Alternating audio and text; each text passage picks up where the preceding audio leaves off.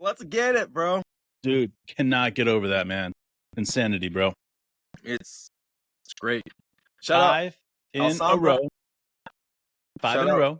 everybody who West. called me out for realizing that I was the one who said we might lose all the games we just won, Dave. And you were the one who said you called it, bro. I'm I negative don't want Nelly to over here. like have a big head here, but I said that I thought we could go 5-0 and really make a statement through this. Yeah. I mean, that's just. I mean, call it a big head, call it whatever you want, but the reality is that this team is special, man. What's up, George? But this team is special. What's up, buddy? And Yep.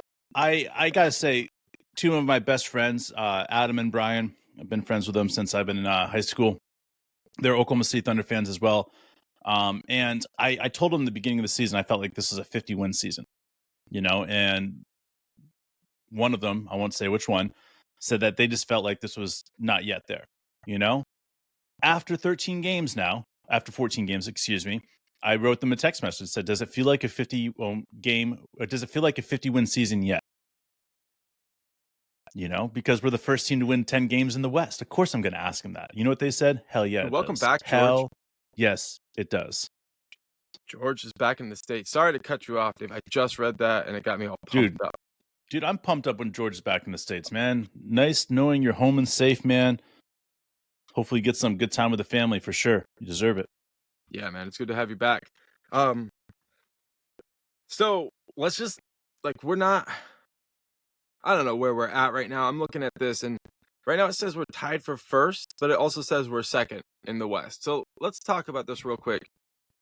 The T-Wolves are 9-3, and we're 10-4. So they have a slightly better winning percentage, but we're no games back. So in the games back category, we're tied. The Nuggets are half a game back behind us. Sure. This 5-game win streak, Dave, the one that you thought that we could get on. And the Kings are on a 6-game win streak, which I think that one would include the win against us. Yep. But we moved from being, in the middle of the pack of the playoff situation to the top of it. How do you feel about our chances of hanging on? I think that this is exactly where we're going to be at. I mean, if you look at through 15 games, and if we're at 10-5 in those 15 games, right? That's where we're going to end up. Like, if we can do this consistently through the season, which I feel like we can. I just do. I feel like this is look at how we put away the Blazers last night. Blazers aren't particularly good by any stretch of the imagination, but if you look at who they played and who they've given games to, I kind of feel like that this is not an easy Blazer team. And some people will be like, oh, well, they didn't have this player or that player. I get it. But this West is full of teams that are scary. I mean, even Memphis, they're not healthy, right? And they're 3-10, right? Utah, 4-9. That's not a Utah thing. Clippers, 4-7. Golden State, 6-8, right? Pelicans 6-7, Phoenix 7-6, Houston 6-5, Lakers 8-6, right? Those are that tier that we talked about. I think Minnesota is playing above their means at this moment. I don't think that they're going to end up in the season, with 50 wins. I think they'll get close to it, but I don't think they will end up with 50 wins. But if you're looking at the 50-win teams in this West, like, this is telling me everything I want to know. Denver, us, Dallas, Sacramento. What are our chances of, Minnesota dropping and us maintaining, or even, well, Minnesota, they won like 8 games in a row, 7 games in a row, right? Before then they lost one and then just won another one. So, to me, that's just, it's not something Minnesota's going to be doing a lot of, winning 7-8 games in a row. It's just not. Like, they're one Anthony Edwards injury away from being shitty. They're one cat injury away from being shitty. Rudy Gobert is one microphone away from being sick. So for me, this is just the constant direction where everything is going. And I like Minnesota. I like the team that they have. But if you're looking at them as saying they're potential contenders in the West, you got to look at Denver and say, are they even close to Denver? And hell no, they're not. And then you start looking at them and Sacramento. Who would you rather on that team? Would you rather Minnesota's team or Sacramento's team? I would rather Sacramento's team, hands down. The young team, they've got, great players. They got all-star level players already. Yes, I get it. Cat, Ant, whatever, guys. But then I look at the Oklahoma City Thunder and I look at Minnesota, and I can tell you right now, if you gave any of the GMs that are in the league right now and you said, you get to pick one or the other, Cat or Chet, who would you pick? And I'm serious. 95% of the GMs are going to pick Chet without even thinking. That's where this has gotten, guys. Like, this is the point. Like, this is why I get so excited, because Chet has started separating himself, not only the rookie of the year candidate, but in so many other ways. Like, if he's able to continue doing what he's doing, like, listen, guys, that first quarter last night, bro, Chet was a fucking monster. People couldn't figure out what to do with him. Like, it's like Chet flipped on this switch and he's like, oh, that's how you fucking dominate. Yeah, that's easy. I got that. And that was from the game before, because he only played 20 minutes. He put up 16 fucking points, man. It was so easy. And he had what I would consider one of the best center defenders in the league on him. And he put 16 points in a quarter on him. It's fucking insane. What's up, Blake? Well, it's tough, man. It's tough because you put Ayton on him, and Ayton's going to have trouble on the perimeter. But you're also going to be tempted, well, we got a big man who can defend, so we shouldn't send the double. So you leave Ayton on an island, and that's not going to work. So you put Jeremy Grant on him? No, that doesn't work either. That's the point. You can't guard Chet with a typical big man. He's going to just stay out on the perimeter. Shoot, he's going to go and do his moves where the big man just stands there. Like people are talking about Chet's moves, this and that. And they should be, because Chet is doing amazing things. But I want to talk about a move that pretty much destroyed Steph's career in one move. And that's Shea, bro. That dirty move that Shea did that pretty much just looked like it tore Steph's Achilles is crazy, man. Like, I'm telling you guys right now, when you add Shea playing the way he is, and you add Chet into that mix of playing the way Chet's playing right now, 5, 6, 7, 8, 9, 10, 11 wins. I mean, that's how many they can knock out in a row before people start realizing how to stop them. And then when they start realizing how to stop them, then you throw in J-Dub in there. You throw a little bit of Isaiah Joe in there. You throw a little mix of this and that in there. Next thing you know is this team is like unstoppable. You get our bench scoring 70 points like they did last night, even though our starters didn't play in the second half. Like, come on, guys. Like, that's putting away teams without even trying. Yeah. I mean, we were fully prepared for the team to have a trap game against the Blazers. Like, obviously, we don't want that shit, but just coming out. Were you nervous before the game? Because I was nervous, because last year we found a way to make games where there shouldn't be games. Yeah. And this year I feel like the light switch has turned. Is like, games that shouldn't be games aren't games. Well, it starts on defense, bro. It starts on us just saying, like, we take pride in our defense. We don't care what the scoreboard is. And we played great defense all game. And really, the Blazers weren't going to be able to play with us if we played great defense. Sure. If we played shitty defense and our offense was stagnant, they could have made a game out of it. And that's, I think, the improvement from last year. Last year, our defense was there, but also it didn't always travel. It didn't always show up on the second of a back-to-back. And this year, it's like it's a lot less dependent on freshness and legs. And I can point at Kaysen and say, like, defensively, he takes a lot of pride in positioning, and I think the whole team does. I think you go down the list and you're like, yeah, like, there's a lot less gambling going on. There's a lot less out of position play. We're playing more zone. We're playing a way where we're forcing the teams to, work the shot clock and then take a long two. And so we can take a lot of pride in that. Have you noticed, like, almost a box in one type of defense? The way that we play, like, Kaysen on their best player, then we put Dort on their best player, then we put J-Dub on their best player, and then we have the other guys always constantly helping in that mid zone, zone. I call it man-to-man zone, almost like they're on their man, but they're back and helping. I kind of get this feeling that the way that we play defense on their best player is exhausting for them. And I think if you go back to the beginning of last year and throughout the year, is one of the most difficult times we had was when Dort would come out of the game. And their defender or their guy would get on a groove. Their best player would get on a groove. Dort would come back in the game as quickly as possible, but it was too late because their best player is already on in a groove, not missing shots anymore.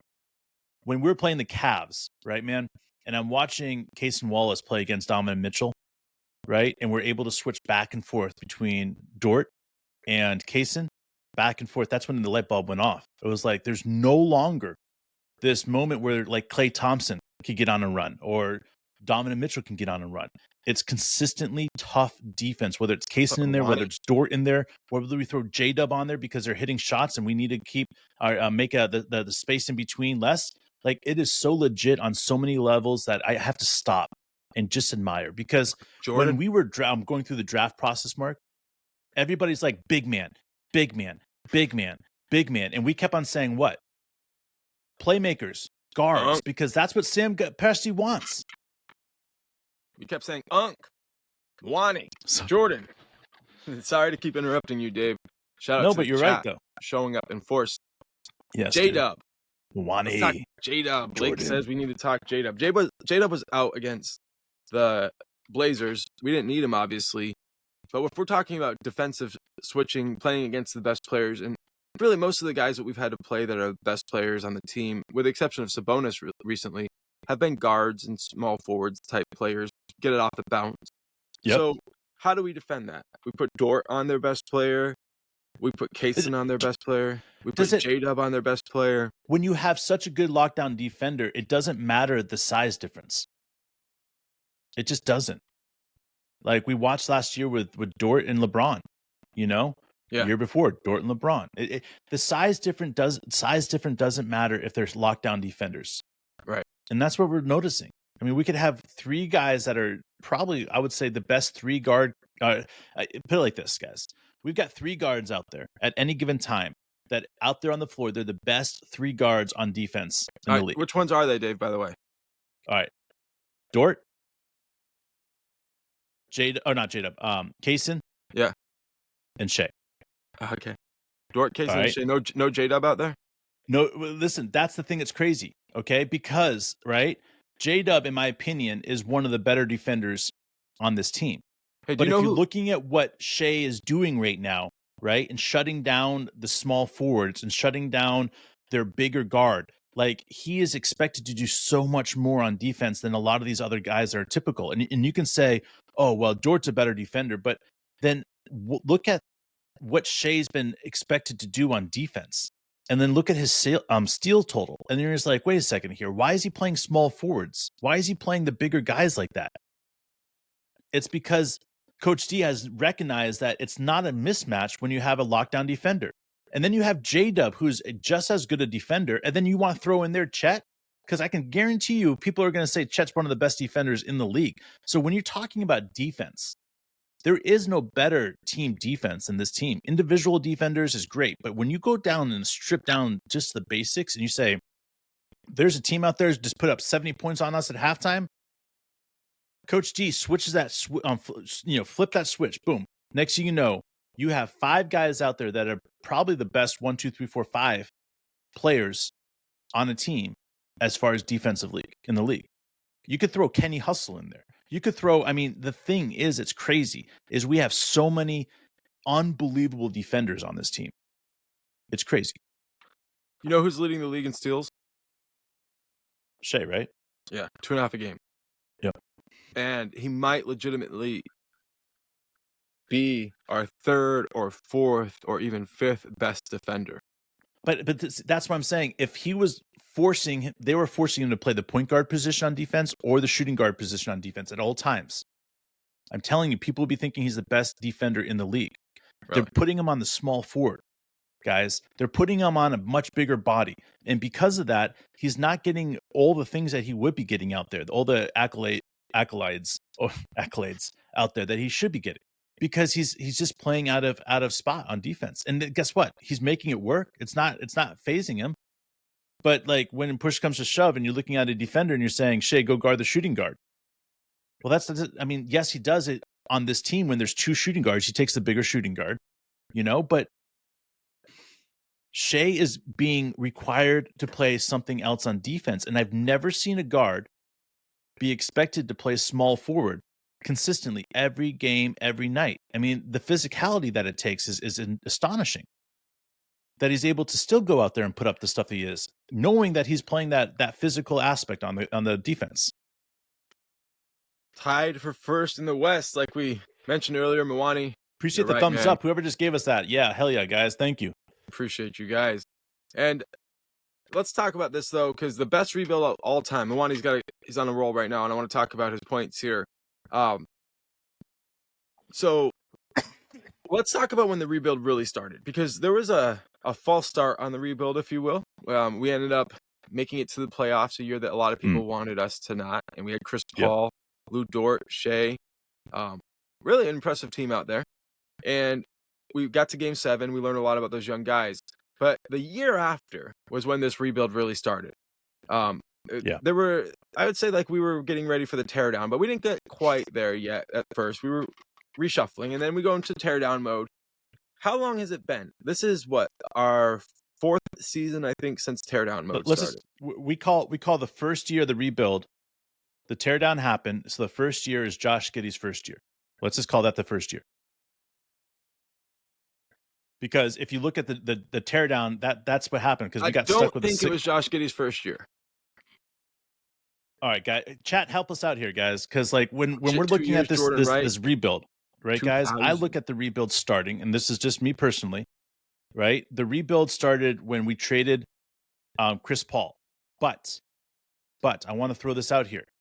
That right there, in my opinion, we weren't done that year. We were done. Yes, we were going straight up as bad as we possibly could.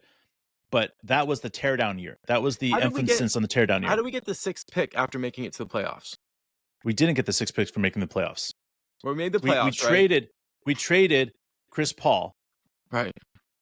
And then that next year is the year after that we played shitty, and we still got we got the 6th pick. The next year we got the 2nd pick. We should have got, like, if we're going by rank, we should have got like the 3rd that year. Right. So this is Giddey's 3rd year, right? So there's that 1 year before Giddey showed up. Jordan says 2 years. 2 years. We go. I mean, and here's the thing. It's kind of like a little bit fuzzy, but there is a definitive time where CP3 was on that team, and we were Game 7 in the Rockets, and then we've gone through a little bit of a dark age for the Thunder. Sure. But we're coming out of it, and we're looking at it, and we're like, well, where are we now? And that's why I like to start with defense. Sure. I think we have the best defensive 5 in the league. Sure. I think we have the best defensive small forward in the league, if you put Shea there. I think we have the best defensive shooting guard in the league with Lou Dort. I think Cason Wallace has a chance to really gear up to be the best defensive point. Really guard every point guard. But he plays point guard, shooting guard. He plays all across the board, bro. You could say that with all of these, but then when you come in J-Dub, and you're like, J-Dub has a chance to guard 4s, 3s, 2s, 1s, and 5s. You got to put them on somewhere. So is it accidental that as you go through rebuild and you're picking pieces and stuff, you accidentally get 2-way players at every position? You think it's accidental you end up with guys who understand how to pass the ball, dribble, shoot? They're team players first. They understand the value of commitment. Like, no, Presti's gotten to the point where he knows how to find those guys and a bunch of young men who aren't those people. And you look to the left and to the right of who was picked around our guys consistently, it's guys who aren't going to make it. Like, let's go back to Shea. I know Shea wasn't picked by Presti, but Presti, he went out of his way to get Shea. So way out of his way. So for a little while, that Charlotte Hornets player who just came back, I don't want to mention his name, but people thought he was a better player. And then he got into a little domestic violence issue. And now he's still on pre-court trials, and he's waiting to find out if he's going to go to jail for violating the terms of his parole or probation. Oh, but the NBA is going to reinstate him. Right? And the Hornets are okay with this. And they're like, oh, yeah, we're going to have this guy. And that's why I look at it. It's like, this is not normal what Presti's done. He's found a way to get defensive players, offensive players, high character guys, glue guys, teammates, and they all are willing to play their asses off, not just for each other, but for one of the youngest coaches in the league. Sure, And man. when you combine all that, when you just like look at it and you say, what is this? Yeah, it's the greatest single rebuild in any sports history. Yeah. And then you start wondering, what is the ceiling and how long till we can achieve it? Because there's really no comps for this. So it leads us to sit around and extrapolate in a new way. Our first argument with another podcast in Oklahoma City came to the aspect of this. We said Sam Presti can build a team with the meat of the team being players that 10, 11, 12, someplace around there, right? And as long as he gets a couple for top 5 picks, right? Well, he got one top 5 pick. Got one, Chet. Everybody else has come outside of that top 5. And that's what we go back to, is that you don't have to have a top 5 pick to hit gold. You just don't. You know, like look at Kawhi. Look at Giannis. I mean, we could go down the list. It's insane. You know, Shea's right here. Guys, if you are just halfway intelligent and you're drafting a team, you recognize that character matters. You recognize that loyalty matters. You recognize a two-way player matters. You recognize efficiency matters, right? And you have this incredible staff that's around you to help you understand exactly which player you want to go with. And that's where it comes down to. You can say, this is Sam Presti, and Sam Presti would sit here on our podcast if he was, and he would say, it's not just me, guys. It's these 150 people that are behind me that are working every single day to make this stuff happen. It takes one really motherfucking smart guy to say, I don't care what you do, Sam Presti, but if you don't trade up to get Case and Wallace at that number 10 pick, you'll regret it the rest of your life. And that's that one piece that's in the back of Sam's head going da-da-da. John Calipari. He's talking to people. I'm serious, bro. Yeah. Like I can say this in indefinite. Like through the next 8 years of the draft, we're going to end up with 5 more top 10 picks in the 8 years, the 8 next years. Think about that. 5 top 10 picks. Okay. Tell me with that, and the way that Sam Presti's been drafting everybody, tell me that the next time that a superstar or a star wants to get traded out of the Oklahoma City Thunder, that we're not going to be okay. Because I can tell you, if Shea one day wakes up and says, I don't want to be in Oklahoma City anymore, guess what? Sam Presti takes Shea's contract. He trades it for 7 first-round draft picks or 5 first-round draft picks and a young asset. And we're okay because we still have Chet. We still have Josh. We still have J-Dub. Like, that's the way that this team is going to operate. They're going to have players that stay on this team until they retire. Most of the players, when they get to the point, though, that they are making mega money and they have to be going someplace else, Sam's going to be way ahead of that. We're going to be so good. And when it's said and done, we have 5 more top 10 draft picks over the next 8 years, guaranteed, because Sam Presti has made the right decisions in the trades that he has made. Some people are like, why the fuck would he trade Chris Paul for less? Well, we're about to find out. You know, these are the reasons why Sam Presti does what he does. And I think that by betting and gambling on other teams not being good in certain years, it's paid off with J-Dub. Mm-hmm. Yeah. I mean, literally, and he looked at the thing is like, that's the one I want. Just a bit ago, he did another version of that, Dave. Right? He traded for the Clippers' future pick by helping get involved, or pick swap by getting involved in the Harden trade. Like, it's crazy. You think that they would learn their lesson? Brilliant. Yeah. If I was Ballmer, think about it. Fire every asshole. 2027. No, 2029. He got the Denver's pick. Do you seriously think that Denver's going to be a top-end team in 2029? It's going to be tough. It's going to be very, very expensive to be that level. And that's my point, is that he understands. He was able to sit there and say the Clippers are going to be good this year, but the next year they're not going to be good. And the following year they'll be good, and the next year they'll probably not be very good. Those are the years that we want our draft picks. And he's able to take this information in and process it, because guess what? When you go to a really fucking smart college and they teach you really fucking smart math, yeah, you can be smarter than everybody else in your field. Yeah. Sam Presti is pretty goddamn smart, bro. So I've been reading the chat, and it's like, look, it's what they mentioned, and they're right. The season that the rebuild really kicked off was The first game was actually canceled because of COVID, right, situation, and then it kicked off in December. So I think that was 2020 was the year. Okay. And then right away we're into 2021. But on that team we had George Hill and Al Horford. And then after that team went through their losing, that's when we brought in Josh Giddey. Okay, so as I'm remembering this, and it just kind of hits me like when we had Al Horford, right? When we got the trade, we were like, hey, we get a good player, right? We get a future pick, which actually doesn't seem very far away anymore. And it seems like it could be valuable, although the Sixers are playing good right now. I'd say overall they're a mess. And on top of that, we got a player that nobody had ever heard of and probably was never going to come to the United States anyway. But he's here. Misjic. He's here. And then we got that pick last year that we traded to Denver from the 76ers that was like pick 30 or 28 or whatever, right? Mm-hmm. And we took that one and we traded it for top 7 protected in 2029. Far out as possible. Like, what the fuck, guys? Jesus Christ. Like I cannot go back to this enough. Sam Presti understanding that everybody was so greedy about stars at that exact moment that he knew he could cash in on everything. Westbrook, Chris Paul. I mean, the list goes on, guys. Now, I want to talk a little bit, change the subject real quick, because, I think when people are piling on one of our players, it's a time that we need to stop and just stand up for them. And this Josh Giddey slander has gotten way out of control. I watched a video today. I don't want to mention the person's name because I actually do have respect. But I did drop a comment. If you guys see my comment, all I said was casual fans teaching casual fans how to be casual fans. But the basis of the entire video was that Josh Giddey is going through a season of regression.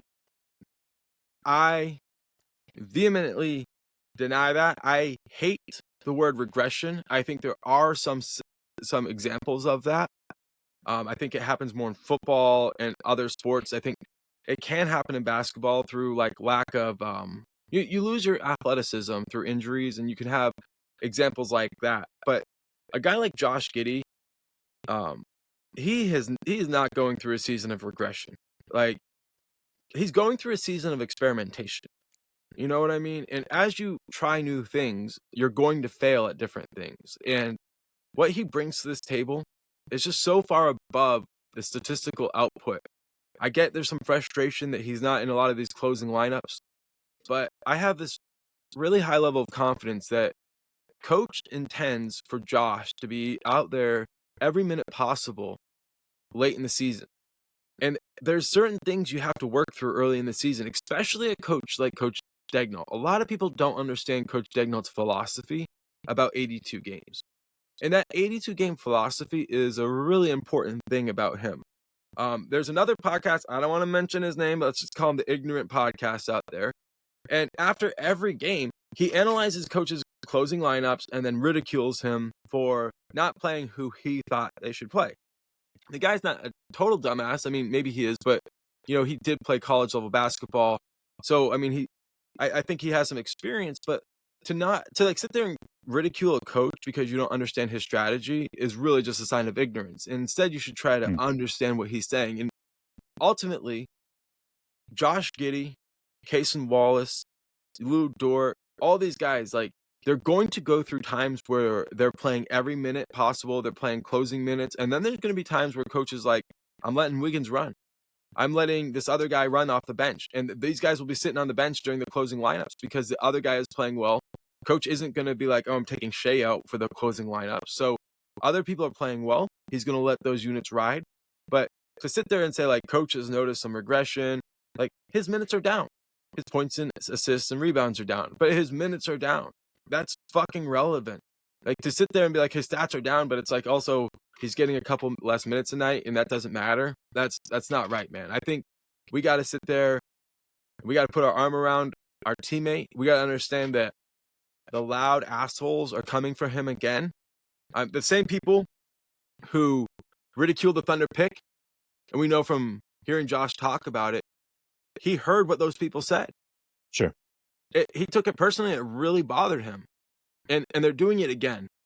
And that's why I know that he doesn't listen to our podcast, or I think I know that, but I just hope that anybody who knows him or is in his circle or is around his family, they just let them know that there is a sliver of a group out there that isn't sitting there saying trade Josh Giddey. And it's you guys in the chat. It's us. We're the true fans. The other people, they can suck a dick. Man, I want to be like totally respectful to everybody out there that is not a Josh Giddey fan, and I want to make sure that people recognize that. Like, how do I explain this, man? All right, so the other day, dude, I'm laying in my bed, right, and I had some horrible gas, right, and I was trying to piss my wife off by farting and making it shit, smell like shit in the house, and I shit myself, just, and I was like, shit. So I stood up and I started walking to the bathroom and I could feel the shit rolling down my back, right? My back leg, bro. And I'm like, why the fuck did I have to be an asshole, right?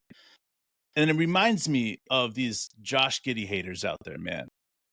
Because like you buy into this idea that Josh Giddey's not good enough and you're like, oh, dude, I want to make this place smell like shit. So I'm going to do something. I'm going to fart. And all of a sudden you realize that you just shit yourself. And as you're walking to the bathroom and it's rolling down your back of your leg, you're like, why do I have to be a fucking asshole? I don't give a shit. I'm going to do it again. That's what's happening right now. Because people in their minds, their warped minds, they say just because Josh Giddey's not finishing the game means that he's regressing. And let me just tell you what's happening. What's happening is that coach is using a certain type of lineup, right? He likes this lineup at the very end of the games. This lineup is a high intensity on defense. Make shots very difficult. And it's not that Josh Giddey doesn't understand that, because Josh totally gets that. He knows what he's doing. But when Josh is out in the game, guys, in that second quarter, in that third quarter, he is the most useful person out there, right? And that's why he's out there. If coach wanted him to end games and play at the end of games, then that's what he would be doing. But he thinks he's more useful in that second and third quarter than finishing the games. And if you look at all the damage that Josh does in that second and third quarter, it makes sense. Because coach is like, Josh, I don't want you worrying about the end of the game. Don't worry about that. I want you playing your ass off here. And guess what happens at the end of the game? There's an inbounds play. Who's in there throwing the ball inbounds? Josh, because he goes and subs in. So for anybody that says he's regressing, well, coach wouldn't be doing that if he was regressing. Coach wouldn't be showing, I have faith in you. I want you in there in these situations. And to me, I look at Josh Giddey, and he's the perfect example of a guy that you want on your team that's going to do whatever it takes to be better, get better. He has that Australian spirit, bro. Telling you, he does not give up. He doesn't give a shit about what everybody else is thinking about him or what everybody else is doing, because he's going to do his best out there. And if people want to say, well, Josh was feeling not going out there in the fourth quarter and playing at the end of the games, guess what? He doesn't give a shit about that, because he's doing everything he can to get to that point where he is in the game at the fourth quarters, at the end of the game. But coach thinks that he's more valuable in that time period that Shai's not in the game. And I gotta believe him. And I gotta sit there and say, I agree, because the offense is way more effective when Josh is in the game, and especially when Shai's not there, because that ball is never sitting around. I mean, think about it, guys. Shai comes out of the game, and all of a sudden Josh picks up 3 assists. It's not a coincidence. We rely on Shai for so much, for doing so much. When he comes out of the game, you have to have somebody in the game willing to share the ball, willing to do whatever it takes. And that is why we want to keep Josh until he fucking is shitting out of his ass and he can't even control himself in fucking public. Dude, I loved it when you said throw the bowel in balance. I think you said ball, but you hesitated and it said like bowel. And because of the story you told, I was like, damn, dude. And speaking of bowel movements, okay, Brent Woods showed up last night, Dave, and I couldn't handle his verbal diarrhea, so I put him in permanent timeout, Dave. Oh, you timed him out permanently? Yeah. You can take him off. I was like, I don't need that shit. I even put up the rainbow, license plate for him so he'd feel comfortable, and that wasn't good enough for him. So I'm like, I don't know what else to do. If he can clean up his act, yeah, go ahead. If you want to clean up your act, Brent Woods, you can email me. It's my first name and my last name with just an at. Or just email me, Brent. My name is David at flatmail.com. It's all Mark's over the place. At Mark at flatmail.com. Well, guys, listen, we want you guys to feel comfortable writing us, but assaulting our players and then getting mad at us when we're like, fuck off, man. This is our place to talk. What is up, You're going to Niner? find yourself in permanent timeout, guys. OSU That's trade it. Deuce, Naveed. You guys are coming in force, man. Yep, Yonkers. Thank you guys for giving us up all those thumbs up today and the other days. We really fucking appreciate it. It's something that helps our numbers. So fucking love you guys. Dude, we're here for you. We're here for the next game. You want to be back tomorrow, Dave? You got time? Yeah, dude. Fuck yeah, dude. I'm Game's all Wednesday. here. Is that right, guys? All Wednesday. All right. We'll see you guys then. Thanks for joining us. We'll see you out.